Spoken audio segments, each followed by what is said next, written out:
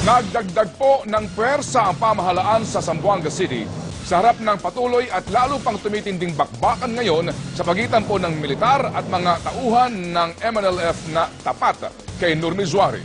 At live mula sa lungsod ng Zamboanga, ating puntahan si George Carino. George, maaari mo bang ilarawan sa amin kung gaano kalaking pwersa ng pamahalaan ang ngayon ay nakahanda dyan sa lungsod?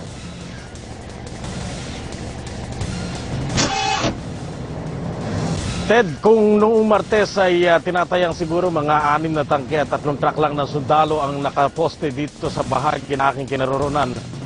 Ngayon siguro baka lumubo pa ng 4 na beses. So maaaring higit pa ang dami ng pwersa ng pamahalaan na nagbabantay sa security cordon dito sa bahagi ng Santa Catalina dito sa Zamboanga. Kung iahambing ko ay mas matindi yung putukan na nangyari dito sa nagdaang maghapon dahil rin sa pagdating ng maraming pwersa ng militar at polis, bitbit pa ang malalakas na armas.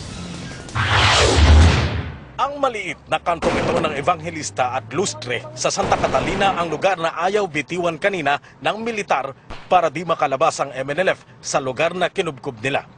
Pero nang humupa ang putukan, laking gulat ang lahat ng may lumabas na kotse sa kalsadang ilang araw na nilang binabantayan.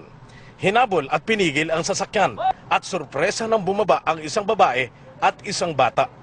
Maging ang driver pala ay babae din. Nagpakilalang isang retiradong propesora, si Dr. Marieta Banzon Galvez.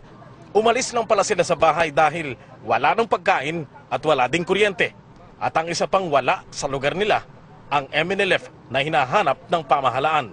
Walang MNLF yan, pero merong putukan. Galing siguro yan sa sa inyo, sa mga military.